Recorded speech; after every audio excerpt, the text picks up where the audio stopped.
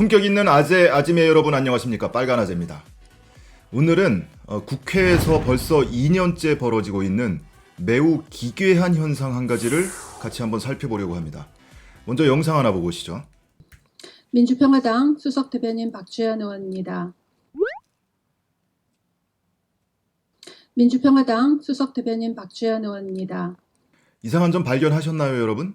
분명히 말은 민주평화당이라고 하는데 당적 표기는 바른미래당이라고 표기가 돼 있죠. 하나 더 보고 오시겠습니다. 민주평화당 원내대변인 장경수 의원입니다. 민주평화당 원내대변인 장경수 의원입니다. 자, 뭔가 잘못됐나 싶으시죠? 마찬가지입니다. 장정숙 의원도 말은 민주평화당이라고 하는데 표기는 바른미래당이라고 돼 있어요. 뭔가 잘못됐나?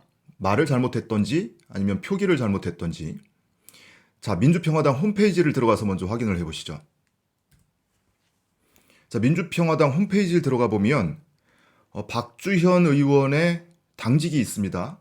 민주평화당 최고위원이고 수석 대변인이고 심지어 정책위원회 제2정조위원장까지 맡고 있습니다. 자, 장정숙 의원도 마찬가지예요. 민주평화당의 원내 대변인을 맡고 있고요.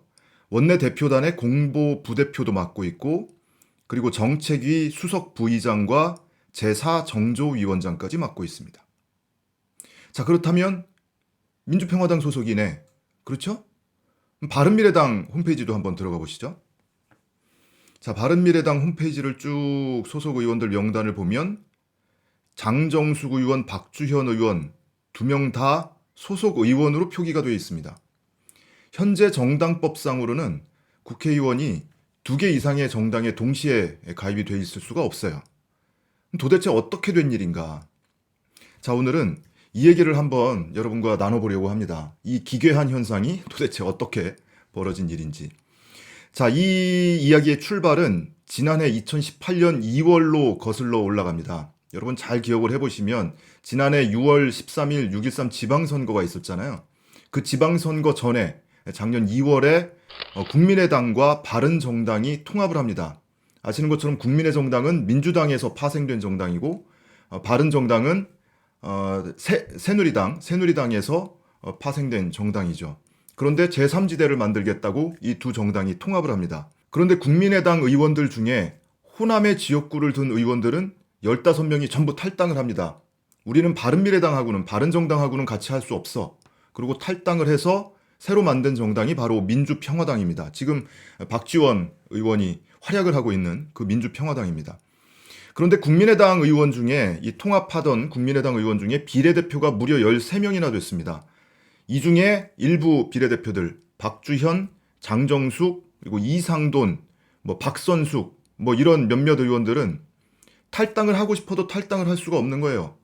아니, 한국당에서 파생된 바른정당하고 우리는 같이 할 수 없다.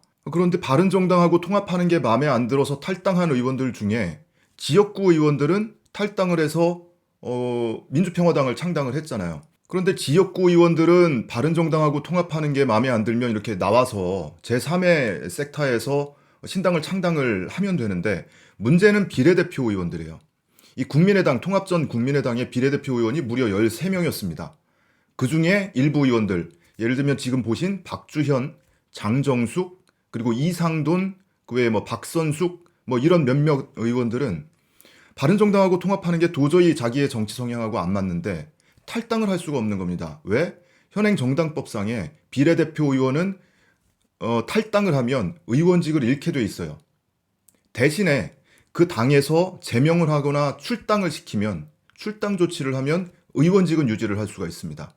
그러니까 이들 의원들 중에 이상돈, 박주현, 장정숙 이런 의원들은 몇 차례 기자회견까지 합니다. 작년에. 나는 민주평화당으로 가고 싶다는 거죠.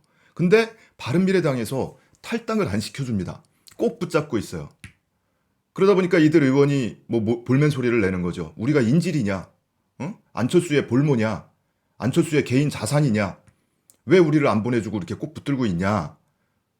그렇게 반발을 하고 오히려 민주평화당에 가서 무슨 행사에도 참석하고 이러다가 결국엔 당원권 정지를 당합니다. 그래서 바른미래당에 소속은 두고 있지만 당원권 행사는 할 수 없는 상태.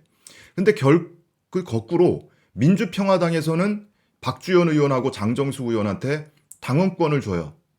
그러니까 정당법상에 어긋나지 않는 선까지, 그리고 민주평화당의 당원 당규에 어긋나지 않는 선까지 일정 정도 당원권을 부여를 할 수 있게 되어 있습니다. 그래서 당원권을 주고 심지어 아주 요직에 당직까지 맡기게 되는 거죠. 그래서 이 우리나라 국회의 역사는 물론이고요. 세계적으로도 이런 경우는 유례를 찾아보기가 힘듭니다. 과거에 비례대표 의원들이 정당 간에 통합을 하거나 이합집산하는 과정에서 마음에 안 들어도 어쩔 수 없이 그냥 끌려가는 그런 경우들 많았어요. 지금도 박선숙 의원이라든지 이상돈 의원은 그냥 이렇게 박주현 의원이나 장정숙 의원처럼 민주평화당에서 뭔가 당원권을 받고 당직을 갖고 활동하는 그런 정도는 아니거든요. 그래도 마지못해서 바른미래당 소속으로 지금 남아있죠. 자, 그러면 바른미래당에서 도대체 이들 의원을 왜 안 보내줄까요? 여러분, 한 1년 전에 많이 언론에 오르내리고 논란이 되고 했던 것들 얼핏 기억이 나실 수도 있는데, 자, 안 보내주는 이유는 크게 나누면 두 가지가 있습니다. 첫째는 이 교섭단체의 지위가 위협받을 수도 있습니다. 이들 의원을 탈당을 시켰을 경우에, 출당을 시켰을 경우에. 자, 바른미래당 현재 의석이 28석입니다. 충분하죠. 20석부터 원내 교섭단체 지위를 갖게 되니까. 그리고 비례대표가 28명 중에 13명이 비례대표예요. 그런데 이 28명이 아주 안정적인 정당이 아니죠. 호남계 의원들도 3분의 1이 있고, 유승민계가 3분의 1이 있고, 안철수계가 또 3분의 1이 있습니다. 그래서 매번 당원권을 가지고 찌그덕찌그덕 싸우고 있잖아요. 손학규 대표 대표직 내놔라. 원내대표 대표직 내놔라. 그래서 최근에 원내대표는 바뀌었습니다. 그런데 손학규 대표는 끝까지 나는 내놓을 수 없다. 그 얘기는 왜 그렇게 버티는지는 좀 이따 얘기를 하기로 하고요. 자, 어쨌든 이 중에 비례대표 서너 명을 출당을 시키면 지금 손학규를 비롯한 호남계 의원들이 탈당을 해서 이 제3지대에서 다시 뭉치고 또는 민주평화당과 합당을 할 수도 있죠. 민주평화당으로 들어가거나. 그렇게 되면 지금 민주평화당 의석이 14석이거든요. 그래서 정의당 6석을 갖고 있는 정의당하고 합쳐서 교섭단체를 한동안 지위를 갖기도 했잖아요. 근데 지금 그런 상태는 아니고, 어쨌든 민주평화당 의원이 지금 14석인데 이 바른미래당에서 출당을 당하거나 또는 탈당한 의원들이 한 6명만 되면 합쳐서 교섭단체를 구성할 수도 있는 겁니다. 거꾸로 바른미래당은 자칫하면 20석이 무너질 수도 있죠. 그래서 바른미래당에서는 절대 이들 의원을 내놓지 않으려고 하는 겁니다. 자, 두 번째, 이 교섭단체 지위하고도 연동이 되는데 돈 문제입니다. 한마디로 바른미래당이 갖고 있는 자산, 그리고 교섭단체로서 받을 수 있는 국고보조금, 이게 만만치 않습니다. 지금 알려진 걸로는 바른미래당의 자산이 지금 한 50억 정도 된다고 해요. 근데 당이 이제 분당을 하거나 이렇게 되면 그 당의 간판을 갖고 있는 그 정당이, 그 세력이 그 당 자산을 100% 그대로 보유를 하게 됩니다. 자, 이것도 중요하고요. 자, 두 번째는 정당법상의 국고보조금을 각 정당에 나눠주게 되어 있는데, 국고보조금 중에 전체의 절반은 교섭단체를 구성하고 있는 정당에 우선 배분을 합니다. 그리고 나머지를 가지고 의석수라든지 지난번 총선에서 받았던 득표수를 기준으로 해서 나머지를 또 배분하게 되어 있습니다. 자, 이게 금액이 만만치가 않습니다. 당 자산 50억은 물론이고요. 지금 올 1분기에 국고보조금을 얼마씩 받았는가를 보면 바른미래당이 국고보조금을 1분기에만 24억 원을 넘게 받았습니다. 한 25억 가까이 받았어요. 그런데 그것보다 의석이 절반, 14명인 민주평화당은 6억 원 조금 넘었습니다. 그러니까 의석수는 절반이지만 국고보조금은 4분의 1밖에 안 되는 거예요. 그러니까 교섭단체를 구성하고 있느냐, 그렇지 못하느냐에 따라서 이렇게 국고보조금을 받는 금액이 커지는 겁니다. 근데 이 국고보조금이라는 건 얼마나 중요하냐면 평상시 당을 운영하는 데도 중요하지만 선거를 앞두고 선거를 치를 때는 이 국고보조금의 금액이 이게 무시 못하는 금액이니까요. 선거 전에 또 돈이 필요하니까. 그래서 바른미래당에서는 이들 의원을 출당을 시키지 않고 끝까지 붙잡고 있는 겁니다. 굉장히 비열하죠, 여러분. 어떻게 보면. 보는 관점에 따라서는 이들 의원들, 아니 그래도 어찌 됐든 마음에 들든 안 들든 지금 그 당 소속으로 돼 있으면 그 당에서 활동을 해야지, 어떻게 저기 남의 정당 가가지고 당직을 받고 당원권을 받고 그렇게 활동을 할까? 이해가 안 되죠. 근데 거꾸로 보면 정치 결사체라는 거는 정치적 신념과 가치관을 같이 하는 사람들이 모여서 활동을 하는 거잖아요. 그래서 결사체고 동지라는 말이 통용이 되는 거죠. 그런데 전혀 그 정당의 이 정강 정책과 맞지 않는 그런 의원들을 억지로 붙들어 놓고 니네 못 나가. 왜냐하면 나가는 순간 의원직을 잃게 되니까. 그러니까 볼모죠. 그렇게 붙잡고 있는 아주 비열한 행위로 볼 수도 있는 겁니다. 자, 그런데 문제는 앞으로가 더 문제입니다. 이들 의원들, 조금 전에 보신 박주현 의원, 장정숙 의원, 이런 의원들의 당적이 내년 총선 전에 자유한국당으로 바뀔 수도 있어요. 지금 자유한국당에서는 바른미래당을 어떻게든 끌어들이려고 통합하려고 노력을 할 겁니다. 가면 갈수록.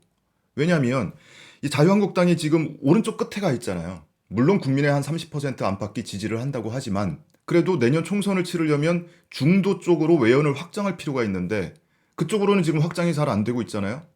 그러다 보니까 바른미래당과 통합을 하면 바른미래당이 점유하고 있는 일정 정도의 중도층, 그 표를 흡입할 수 있는 거죠.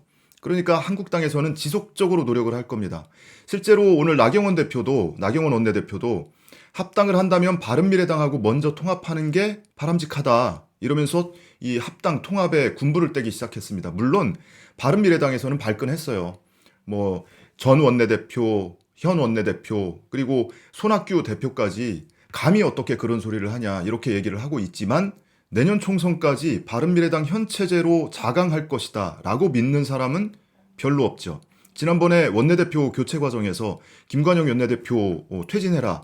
그러고 나서 오신환 원내대표가 이제 원내대표직을 이어받았는데 그러면서 당내에서는 결의를 했죠. 자강하자. 내년 총선 때까지 바른미래당의 이름으로 총선을 치르자. 하지만 그걸 믿는 사람은 별로 그렇게 많지 않습니다. 이런 정치적 역학관계가 있기 때문에. 자, 손학규 대표를 비롯한 호남계 입장에서는 한국당행을 상상할 수조차 없죠. 호남입니다. 호남의 의원들이 대거 한국당으로 입당한다? 그거는 지역의 반발은 물론이고요. 물론 그 사람들의 다음에 출마를 했을 때 지역구에서 당선될 가능성 극히 희박합니다. 그러니까 바른미래당 내에 어떻게 역학관계가 권력구도가 어떻게 누가 이기느냐에 따라서 이 정계 개편 시나리오가 시시각각 변할 수도 있는 겁니다. 자, 어쨌든 마음에 들든 마음에 안 들든 우리 정치의 모습이 이렇게 세계적으로 유례를 찾아보기 힘들 정도의 기괴한 상황이 벌써 2년째 연출되고 있다. 참 보기 딱합니다. 하지만 어쩌겠습니까? 그게 현실인데 특히나 이제 내년 총선까지 계속해서 벌어질 정당 간의 이합 집산 그 모습이 왜 저런 일이 벌어질까 하는 것을 이해하려면 현재의 이 상황을 이해하지 않으면 굉장히 이해하기 힘든 일들이 앞으로 벌어질 겁니다. 그런 차원에서 내년 총선까지 쭉 지켜보시면서 아, 이런 일들이 있었구나라는 것을 이해하고 지켜보시길 바라겠습니다.